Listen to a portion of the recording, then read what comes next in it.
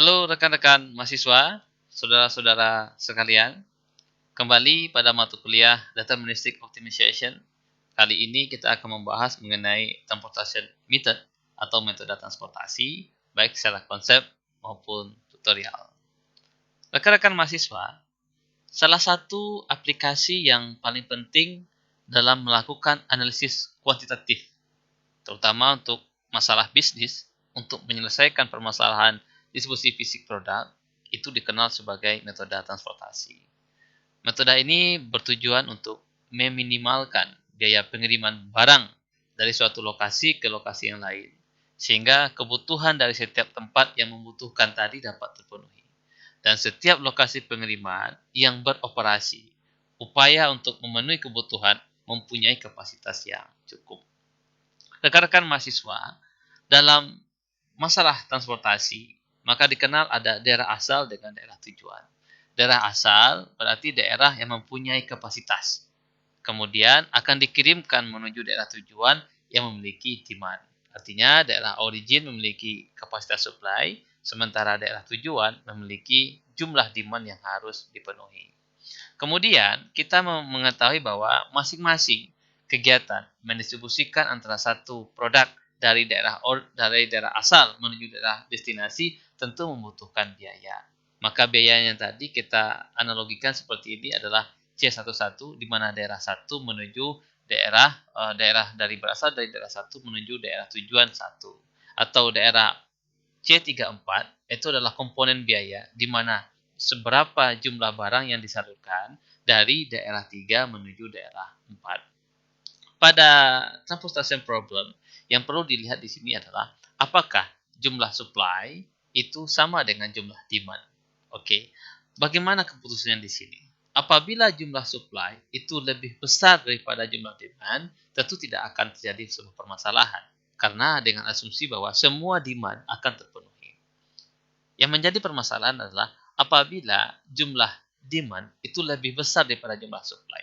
Artinya jumlah supply kecil daripada demand. Maka di sini berlaku fungsi prioritas, di mana akan ada beberapa daerah yang mungkin akan tidak tercukupi permintaannya.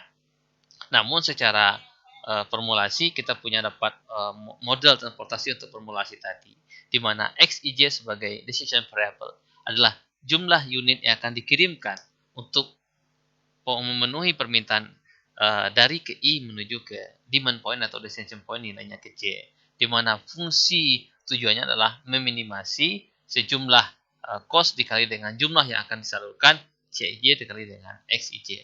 Di sini dia punya fungsi kendala di mana sejumlah yang akan ditransportasikan itu harus kecil sama dari jumlah yang dia miliki untuk kapasitas resource. Artinya sigma XIJ di mana J sama dengan 1 untuk J sama dengan N kecil daripada SI, di mana I tadi adalah daerah resource atau daerah origin, I sama dengan 1, 2 sampai ke M. Kemudian XIJ besar sama dari DJ. Maksudnya di sini adalah sejumlah yang akan disalurkan itu minimal harus memenuhi semua permintaan. Di mana XIJ adalah I sama dengan 1, I sama dengan M, besar sama dari DJ, di mana DJ tadi adalah destination point, di mana J sama dengan 1,2 sampai ke N. Kemudian ada non-negativity, yaitu XIJ besar dari 0, di mana I sama dengan 1, 2 sampai ke M, dan J adalah 1,2 sampai ke N.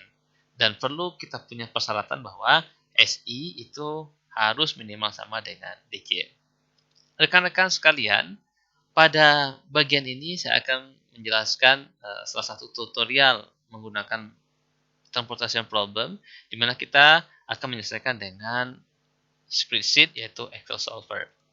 Pada bagian ini kita sudah punya metric cross, di mana ada fungsi biaya antara plan 1, 2, dan 3 untuk memenuhi permintaan city 1, city 2, kota 3, dan kota 4. Di sini adalah diibaratkan bahwa setiap plan 1, plan 2, dan plan 3 punya kapasitas supply, di mana plan 1 adalah 35 million kilowatt, plan 2 50, dan plan 3 adalah 40. Di mana setiap kota mempunyai demand permintaan yang harus dipenuhi, kota 1 45, kota 2 22, kota 3 30, dan kota 3 adalah 30 million kilowatt.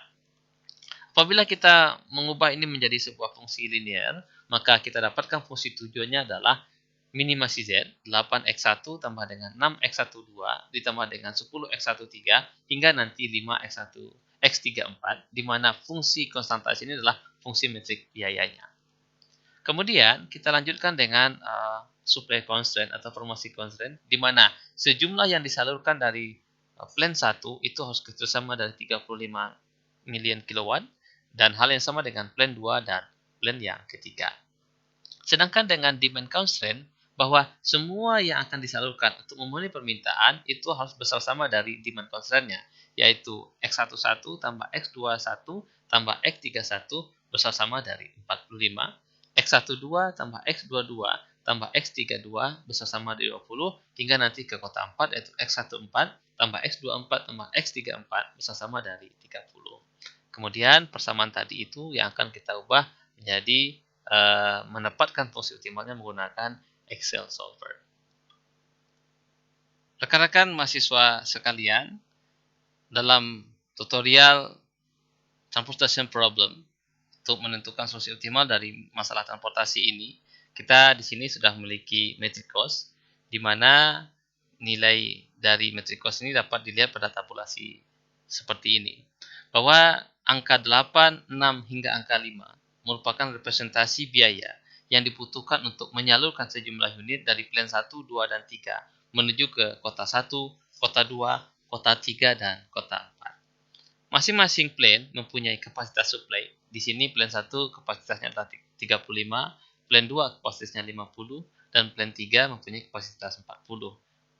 Pada bagian ini, masing-masing kota mempunyai demand, di mana demand untuk kota 1 adalah 45, demand untuk kota 2 adalah 20, demand kota 3 adalah 30, dan demand kota 4 adalah 30 juga. Oke, tahapan yang pertama dalam formulasi linear untuk transportation problem adalah menentukan decision variable-nya. Decision variable-nya adalah sejumlah unit yang akan disalurkan dari plan 1, 2, dan 3 menuju ke kota 1, kota 2, kota 3, dan kota 4. Berarti adalah X11, X12, X14 hingga nanti ke X34. Oke, tujuannya. Bagaimana menentukan fungsi tujuan? Fungsi tujuannya adalah sejumlah nilai dari yang akan disalurkan dari kota 1, 2, 3 menuju ke kota 1 hingga ke kota 4 dikalikan dengan metrik biayanya.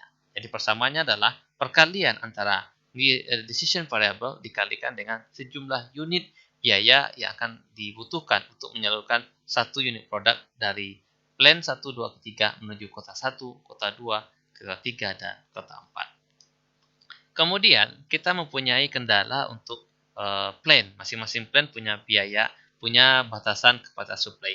Di mana pada bagian ini adalah sejumlah yang akan disalurkan dari kota 1 menuju ke kota 4 itu harus kecil sama dari 35. Di sini kemudian hal yang sama untuk plan yang kedua, yaitu sejumlah dari yang akan disalurkan ke kota 2 itu harus kecil sama dari 50, sedangkan untuk ketiga maka kita dapatkan adalah sejumlah yang akan disalurkan dari plan 3 menuju ke kota 1 hingga kota 4 itu harus kecil sama dari 40. Oke. Kemudian kita mempunyai demand untuk masing-masing kota. Demand masing kota maka kita dapatkan bahwa sejumlah yang akan disalurkan dari untuk memenuhi permintaan kota 1 maka itu harus besar sama dari 45. Kemudian ada sejumlah yang akan untuk kota 2 akan disalurkan menuju kota 2 itu harus besar sama dari 20. Hal yang sama untuk demand untuk kota ketiga, yaitu sejumlah yang akan disalurkan menuju ke kota ketiga itu harus sama dari 30. Kemudian kita masukkan di sini bahwa sejumlah untuk kota 4 itu harus besar sama dari 30. Kemudian kita menggunakan Excel solver di sini. Letakkan kursor pada fungsi tujuan, kemudian ambil data, kemudian ambil solver. Pada bagian solver ini kita coba reset all terlebih dahulu untuk fungsinya. Maka fungsi tujuan kita tentukan fungsi tujuan. Kemudian tujuannya adalah untuk minimasi total biaya, di mana decision variable-nya adalah fungsi decision variable yang telah kita tentukan. Kemudian kita masukkan semua constraint pada bagian ini. Constraint pertama adalah constraint untuk demand supplier constraint atau capacity supply, di mana pada bagian ini harus kecil sama dari 35. Kemudian untuk plan kedua itu harus kecil sama dari 50. Kemudian untuk supplier yang ketiga atau plan yang ketiga itu harus kecil sama dari 40 million kilowatt. Kemudian kita lanjutkan untuk demand constraint, di mana demand constraint di sini adalah untuk memenuhi kebutuhan untuk masing-masing kota, bahwa kota 1 itu harus besar sama dari 45, kemudian demand untuk kota 2 harus besar sama dari 20, kemudian kota ketiga itu harus besar sama dari 30, kemudian kota keempat itu harus besar sama dari 30. Oke, kita coba lihat di sini. Kita sudah pastikan semua constraint sudah dimasukkan ke dalam solver. Kemudian make as constraint variable non-negative. Berarti kita membuat non-negativity bahwa sejumlah unit yang akan disalurkan dari plan 1, 2, dan ketiga hingga akan memenuhi permintaan di kota 1 hingga kota keempat itu bukan nilai yang negatif atau besar sama dari 0. Kemudian kita ambil simplex method, kemudian kita solve.